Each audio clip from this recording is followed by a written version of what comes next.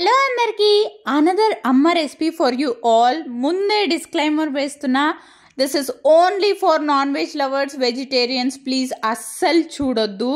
So this is the first time I'm posting a non veg recipe. So ingredients చూసుకున్నారు కదా, లవంగాలు, చెక్క, pepper and కొద్దిగా బాదం అండ్ క్యాష్యూస్ తీసుకొని అండ్ కొత్తిమీర, మెంతాకు అండ్ పుదీనా కావాల్సినంత ఎక్కువే తీసుకోండి, చాలా టేస్టీగా ఉంటుంది. అండ్ ఆనియన్స్, మీరు ఎంత కేజీ చికెన్ తీసుకుని ఉంటే దానికి తగినంత ఆనియన్స్ అండ్ అల్లం, తెల్లుల్లిపాయ 2 అండ్ మిర్చి.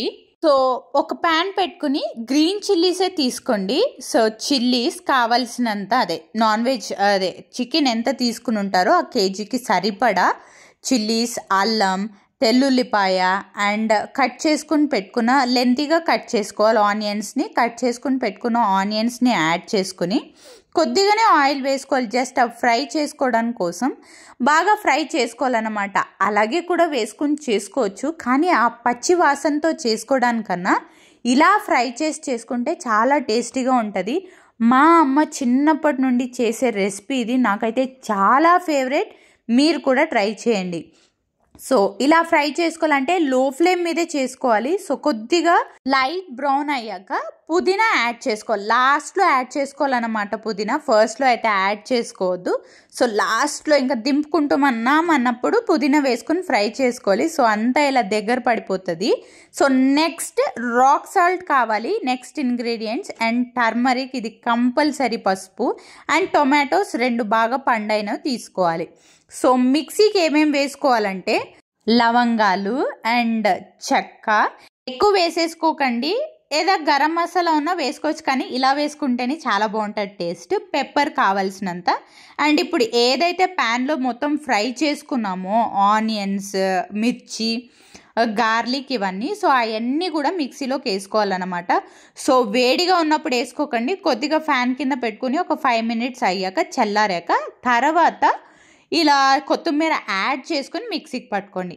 నెక్స్ట్ ఇంకో ప్యాన్ పెట్టుకుని క్లీన్గా కడిగి వాష్ చేసుకున్న చికెన్ని ప్యాన్లో వేసుకోవాలన్నమాట.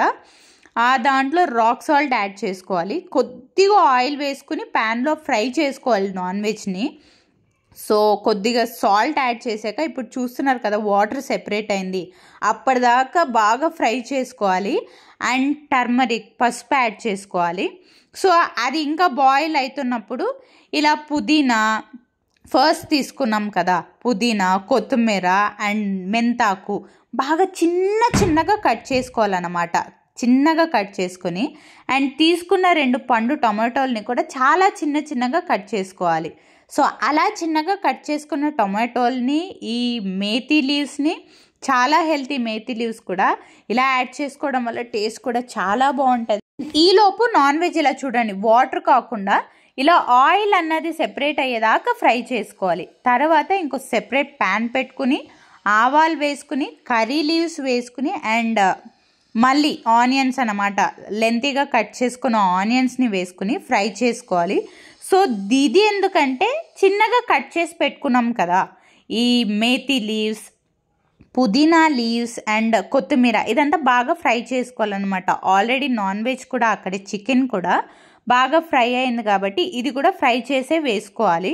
సో బాగా ఫ్రై చేసుకుని చాలా దగ్గర పడ్డాక టొమాటోస్ అనేవి యాడ్ చేసుకోవాలి. టొమాటోస్ బాగా మగ్గుతున్నాయి, బాగా ఫ్రై చేసుకోవాలి టొమాటోస్ అయితే యాడ్ చేసుకున్నాక. సో అసలు పచ్చి వాసన పోయేదాకా వీటన్నిటిని బాగా ఫ్రై చేసుకున్నాక మిక్సీకి వేసుకుని ఉంటాం కదా మొత్తం, ఆ మిక్స్చర్ని అంతా దీనికి యాడ్ చేసుకోవాలి. సో యాడ్ చేసుకుని కొద్దిసేపు లో ఫ్లేమ్ మీదనే బాగా ఇట్లా ఫ్రై చేసుకోవాలి. అది ఇంకా బాగా ఉడుకుతుంది అన్నప్పుడు 1 గ్లాస్ ఆఫ్ వాటర్ యాడ్ చేసుకోవాలి దానికి. సో ఇదే మసాలా యాడ్ చేసుకునేది మనం చికెన్కి. సో ఇలా 1 గ్లాస్ ఆఫ్ వాటర్ యాడ్ చేసుకుని బాగా బాయిల్ అయ్యేదాకా పెట్టుకోవాలి స్టవ్ మీద. సో అదే పచ్చి వాసన అనేది ఉంటుంది కదా వీటన్నిటిది, అది పోయేదాకా బాగా కలుపుకుని ఇలా బాయిల్ అవుతున్నప్పుడు ఇలా ఫ్రై చేసుకున్నాం కదా ఆల్రెడీ చికెన్ని, దాన్ని యాడ్ చేసేసుకోవాలి మిక్స్చర్లోకి.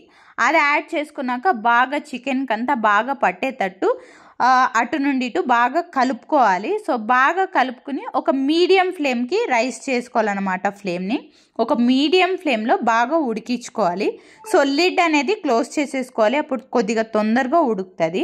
సో ధనియాల పొడి, ఫైనల్గా కొద్దిగా ధనియాల పొడి యాడ్ చేసుకోవాలి, ఒక 2 టేబుల్ స్పూన్. ఎంత చికెన్ తీసుకుని ఉంటారో దానికి తగినంత ధనియాల పొడి యాడ్ చేసుకుని బాగా మిక్స్ చేసుకుని మళ్ళీ లిడ్ క్లోజ్ చేసుకోవాలి. సో తర్వాత ఫస్ట్లో బాదాం అండ్ క్యాష్యూస్ తీసుకున్నాం కదా, దాన్ని మిక్సీకి వేసుకోవాలి. ఇది ఆప్షనల్ అనమాట. ఇది ఆప్షనల్ అయినా ఇది యాడ్ చేసుకుంటే మాత్రం టేస్టీగా ఉంటుంది. సో కర్రీ ఇలా దగ్గర పడ్డాక ఇలా మిక్సీకి వేసుకున్న క్యాష్యూస్ అండ్ బాదాం పేస్ట్ కూడా యాడ్ చేసుకోవాలి. సో చాలా టేస్టీగా ఉంటుంది. అది యాడ్ చేసుకుంటే అమ్మ కంపల్సరీగా అవి యాడ్ చేస్తుంది. సో అది అయ్యాక బాగా కొద్దిగా ఒక 5 minutes ఉడికించుకుంటే the curry is ready. Green methi chicken curry is finally ready. And కొత్తిమీరతో కొద్దిగా అలా పైన గార్నిష్ చేసేసుకుంటే finally the recipe is completely ready. So ఈ కర్రీని రైస్తో తినొచ్చు, ఆర్ చపాతీ ఆర్ దోశతో తినొచ్చు. సో మా మమ్మీ అయితే నీరు దోశ చేసింది. సో పర్ఫెక్ట్ కాంబినేషన్ అన్నమాట. మీరు కూడా ట్రై చేయండి.